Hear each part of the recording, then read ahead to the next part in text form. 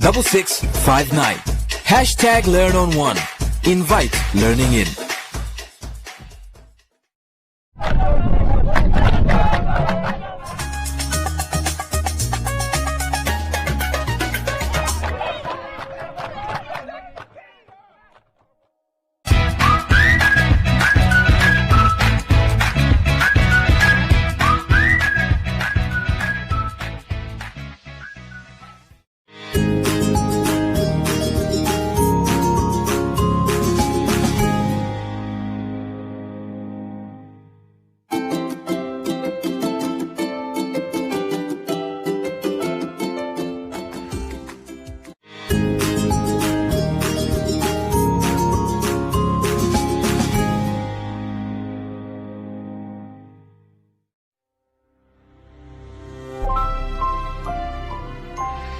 Good morning, learners. What time did you wake up today? All right. I hope you have washed your face and brushed your teeth. Welcome to MyZone Online School. My name is Teacher Mudabeti, and here with my friend Landre. Our theme for this week is summer. Before I introduce the new topic which we are going to deal with today, let us sanitize our hands. There we go. Rub it in, rub it out, nicely and through the fingers. There, you got it. Our topic for today is going to be based on the shapes and time.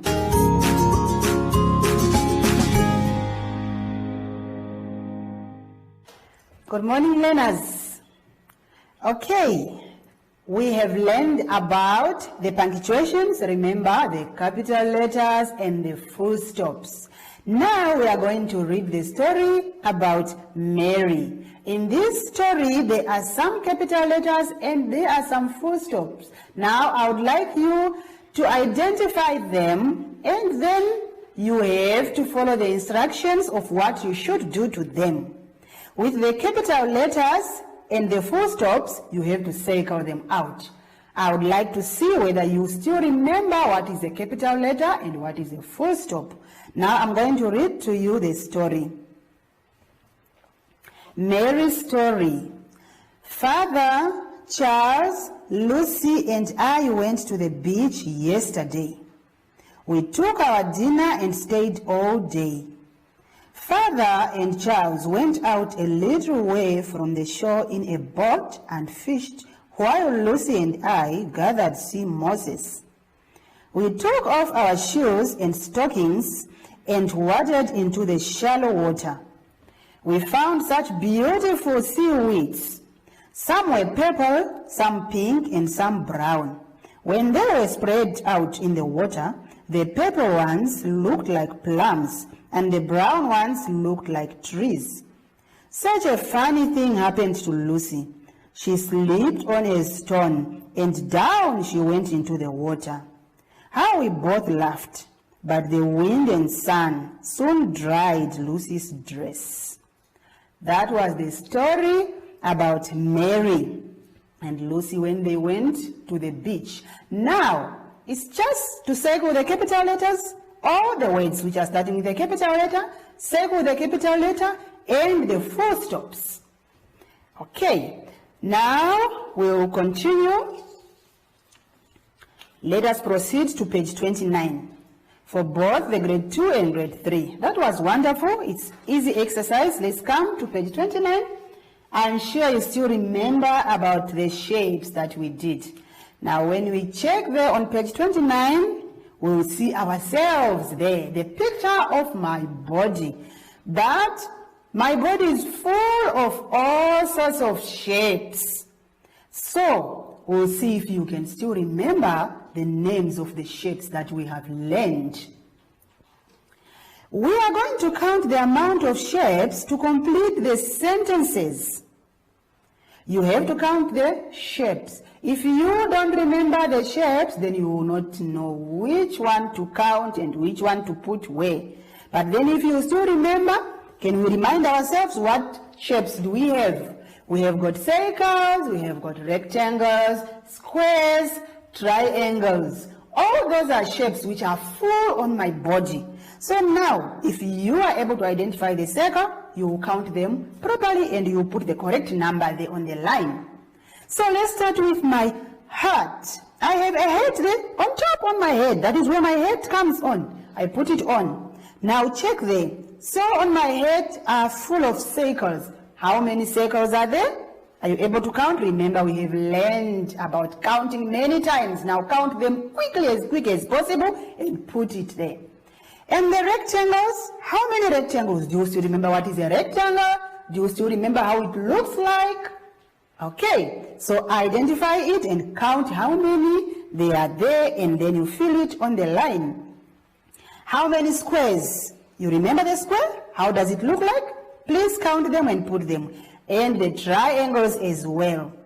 On my face, how many circles, how many triangles, and how many squares are there in my face? Now check my arms. What shape are my arms? What shape is my body? What shape are my legs? What shape are my feet? Just check those shapes and you will be able to write the correct answers. Thank you, learners.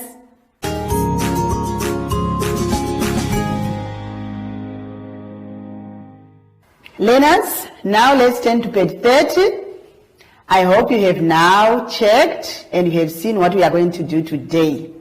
Now, before we start with our new lesson of today, I would like to introduce my new friend who is going to help me to do the lesson of today. Can you please say hi to her? Hi. All right. Okay, today's lesson is going to be about time. We are going to look at the clock. All right. We are going to see and we are going to learn how to tell time, AM and PM. What is AM?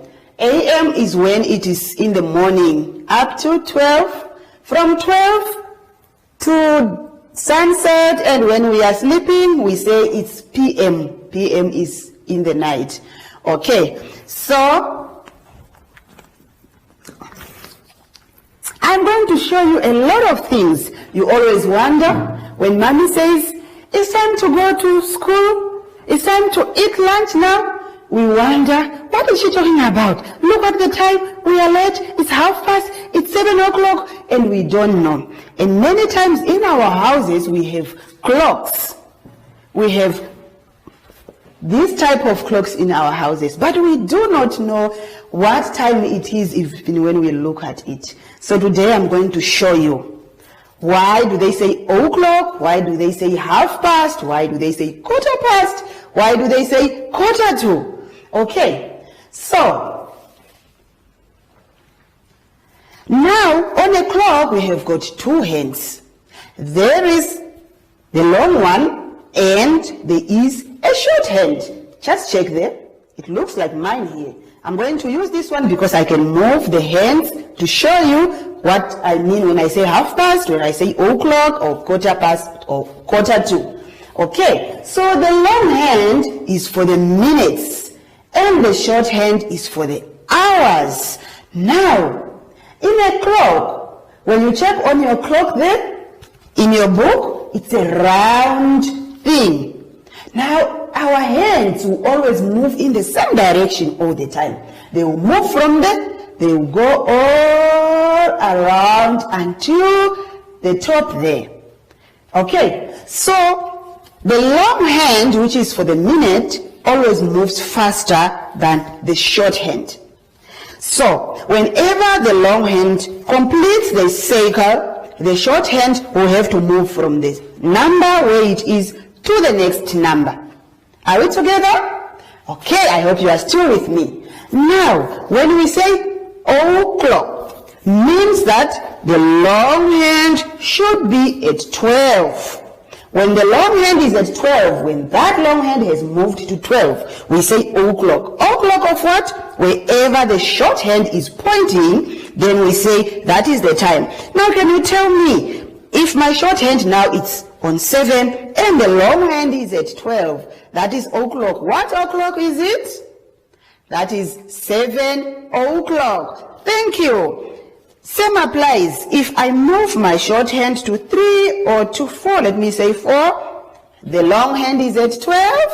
What time is that? 4 o'clock. Thank you. That is wonderful. Okay, the short hand and the long hand can be together on the 12. What do you think would that be? What time would that be?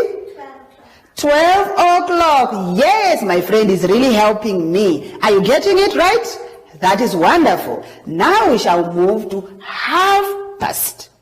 Half past. We are late. It's 7:30. We are late. It's 1:30. We have to go to bed. We have to bath. You don't know what is half past? So, what is now half past? Now half past, you see the circle? This is a complete circle. When we cut this circle on the middle here, this will be a half and that will be a half. Therefore, when the long hand is now pointing at exactly 6 like this to cut the circle in the middle, we say it's half past. All right, are you still with me? That is half past. Okay, now let me show you an example. My long hand is now at 6. And my short hand perhaps is at between the 7 and the 8. Just between there. And the long one is at 6. Remember, it's half past. But half past what? So now we check. Remember the clock? It's moving from here in this way. It does not move backward. So we go that way. Meaning this time will be half past what? This will be half past 7. Thank you. Give yourselves a hand. That is wonderful. You are doing it well. That will be half past 7 because we are in the middle. We are about to go to 8, but we are not yet there. We are halfway. So half past 7. That is wonderful. Let me give you another example of the half past again. Okay, perhaps now it is here and it is between what and what? 12 and 1. So, what time will that be? Half past 12. That's wonderful. Remember, the clock goes that way. So, we say it's half past 12 because it is past the 12. It's in the middle. We are about to go to 1 o'clock. That is wonderful. Okay, did you get that one? Please just remember when it is at 6. It's a half. Now, let me take you again to the quarter past. Okay, it's quarter past 1, it's quarter past 2, it's quarter past 7. You wonder, what is quarter past? All right, we still have our circle, we have our clock. Now we said when we cut it in the middle here, it's a half. So what do you think a quarter past will be and a quarter to will be? Now, when we cut this circle again like this, we are going to have our 4 parts. Now we have cut it in the middle, half. We are now going to cut it this way. So we have 4 parts. Now, if the long hand, remember we must always use our long hand first. If our long hand is pointing at 3, remember we have cut it this way now. So we cut it on the 3. Nicely straight to a 9. Now, if the long hand is pointing at a 3, the long hand pointing at a 3, now we say what? That is what we call quarter past. This is what we call quarter past because we are coming down this way, remember? That will be quarter past on the 3. And we go, when it's here, it's half past. When we are at the 9, it's quarter to. We are left with only 15 minutes to go to the o'clock. Quarter past means 15 minutes past. Then, all right, we say 15 minutes, Because remember what I told you, when we complete the circle, the minutes will be counting, and up to there it would have counted 60 minutes. So if it has counted only from 12 up to this 3 here, it has counted 15. When it is counted up to here on the 6, it will have counted 30. So 30 is a half of a 60. That's why we say half past. There it's a quarter. But then when it has counted up to the 9, we say quarter to, because we are only left with 15 minutes to go to the o'clock. Alright, so now let's come to the examples. Now, would you tell me what time would this be then? It is now on the 3, and the shorthand, it can be on the 10. So what time would that be? The shorthand is on the 10 and the long hand is on the 3. Can my friend help me? Quarter past 10. That is wonderful. Thank you. Did you get it there? I hope you did. Whenever it is on 3, we say quarter past. Now I'm bringing it closer. Maybe it is on the 2 and then the long one is on the 3. We say quarter past 2. Thank you very much. Now let's try quarter to. Let's try quarter to. The long hand is on the 9. Remember, we cut the circle this way. Okay, the long hand is on the 9 and the short hand is not on the 7 and is not yet on the 8. But it's almost getting to the 8. It's somewhere there. But the long one is at 9. What do you think that time will be? Quarter past 9. Okay, but then we are not going to say quarter past. Remember, the past will be that side. And when it's on the 9, I said it will be quarter to. Because we are now going to go to a o'clock when it's on the 12. So we are going to say quarter to 8. We are approaching the 8. Little by little, we will be at 8 o'clock. Because when the long one will come to 9 there, then the short hand will be now at 8, and you will say 8 o'clock. So that is the time. So now I hope you have learned how to tell the time. Now we are going to go back to our clocks, which are on page 30, and let's try the first one. You are going to draw for me the hand to show me the 8 a.m. But before I do that, let me tell you something. We always have the a.m. and the p.m. So when you hear people are saying it's 13 hours, what do you think they mean? 13 hours, it's at the p.m. Are we together? So 13 hours, they just mean 1 o'clock. Remember, this is 12 o'clock. If you were to say it's in the p.m. and you don't want to use the 1 anymore, you say from 12 we go to 13 hours, 14 hours, 15 hours, 16 hours, 17 hours, 18 hours, 19 hours, 20 hours, 21 hours, 22 hours, 23 hours, and 24 hours. It's in the middle of the night and we are fast asleep. So that is what they mean. Are we together? So when they say 13 hours, don't be surprised. Just continue from the 12 to the 1, you say 13 hours because now it will be p.m. Remember, p.m. is in the afternoon and in the night. Are we together? I think you have got it this time. All right. Now let's go to our page 30 and check if we can do these clocks which are here. The first clock there, I would like you to draw for me the hands. Show me the hands, the long hand and the short hand. Where will they point? If it's 8 o'clock. But a.m. means it's in the morning, so you must show me where the long hand will point and where the short hand will point. Can you tell me where it will point? When we say 8 o'clock? Alright, so the long hand will point where? At the 12. Thank you. And the short hand will point where? At the 8. Very good. It will point at the 8. Then we say it's our o'clock.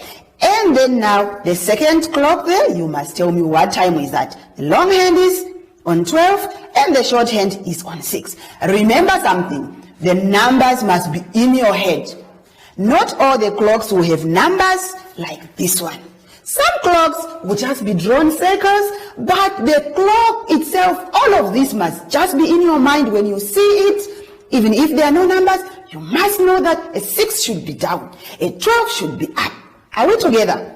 That is another thing that you must pay attention to. So tell me also, the long hand now it's on 6 and the short hand is on 4. What time is that? And you continue with the other ones. You draw for me the hands.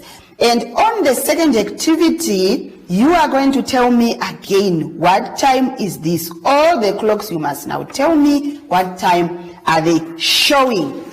Remember, past on the 6, the long hand. O'clock is on the 12, the long hand. Quarter past is on the 3. And quarter to is on the 9. That is wonderful. Okay, now, what should you do? We have come to the end of our lesson. I would like to remind you of what things you must do and what things you mustn't do when you are at home. You must not touch your face unless if your hands are very, very clean. Don't touch your nose, don't touch your eyes, don't touch your mouth unless if you have washed your hands nicely and you are very sure that they are clean. So what should I do then? You must do what? You must use the handy sanitizer. Can we show you with my friend how to use it? Spray nicely there and rub it in. Rub out, rub nicely, and between the fingers. That is wonderful. That is wonderful. There you go. But you must remember to do your work, and you must play, be active so that you are fit. Now, we are going to call our friend Zoshi to say goodbye.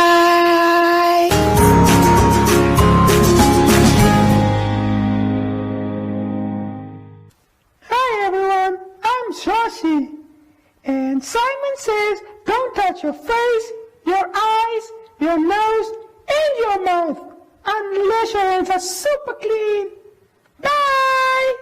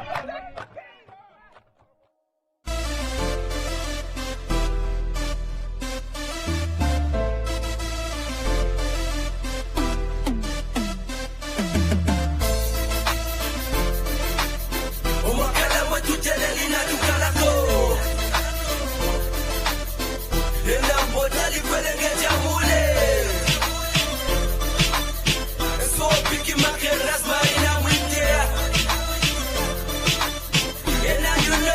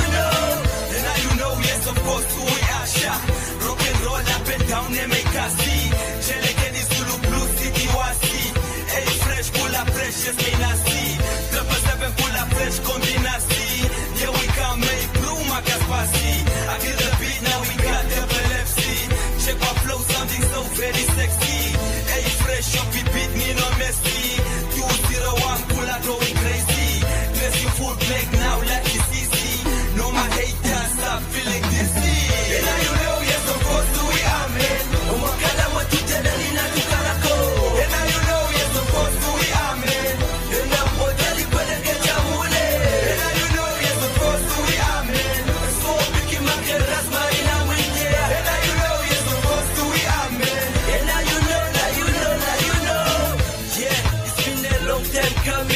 people selling to the top, the boys are still running. Overrated get down to the boys are still shining. 2 steps ahead, yeah, that's how we bowling. That's how we rolling. 2 seconds from now, you find someone is calling. For telefona, I'll call up on my 7. Now who says what? Kuchaka tuna chefena. Now you know we are on your TV screen. Now you know what this beat we killing. My nigga, I'm enjoying this feeling. Dash on the beat up. And now you know, yes, of course we are, man. Umakala watu tena lina tukalako. And now you know, yes, of course we are, man. And now potali kwele kajamule. And now you know, yes, of course we are, man. So big makeras marina mwite. And now you know, yes, of course we are, man. And now you know. And now you know, apapachana patuka. And now you know, utape for to aluka. And now you know, let your beat, level 7, that's the hit.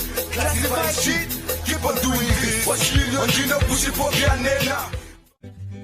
Prevention is important. Help prevent the spread of illness and keep yourself and others well. Hand washing is one of the most effective ways of preventing the spread of germs. Wash your hands regularly with soap and hot water, scrubbing your hands thoroughly for at least 20 seconds. Hand sanitizers can be used but are not recommended as a substitute for hand washing. Use sanitizers in addition to hand washing or in a situation where soap and water are not available. To avoid spreading germs, limit sharing of personal items such as utensils, cups, and dishes. Your skin acts as a barrier to germs, but your eyes, nose, and mouth are more vulnerable. Wash your hands thoroughly before touching your face, eating, or drinking. Avoid physical contact with others, including handshakes, fist bumps, high fives, hugs, and kisses. Social distancing is deliberately increasing the physical space between people to avoid spreading germs. While regulations may vary by country or area, the best guideline for social distancing is to maintain a distance of 6 feet from others. Germs can travel through the air from one person to another. If you sneeze or cough, do so into a tissue or the inside of your elbow to prevent the spread of germs. Avoid contact with ill individuals and insist they isolate themselves until they have recovered and are symptom-free. Clean and sanitize frequently touched common surfaces and high-traffic areas in your home and workplace several times a day. Share these guidelines with others and help prevent the spread of illness and maintain a healthy environment. An ounce of prevention is worth a ton of cure. On the Gold Coast of West Africa lies the peaceful and diverse nation of Ghana. I'm pretty close right now to the geographical center of the Earth.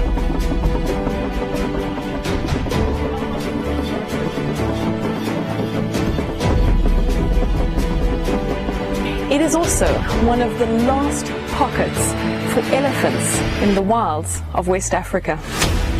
Every country in the world just about has cattle, sheep, goats, horses, donkeys, but it's only Africa that has the real megafauna, the charismatic stuff which people in the rest of the world want to see.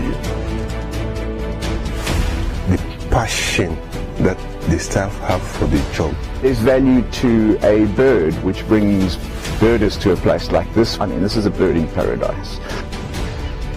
We see an intrinsic appreciation and joy from seeing the wildlife.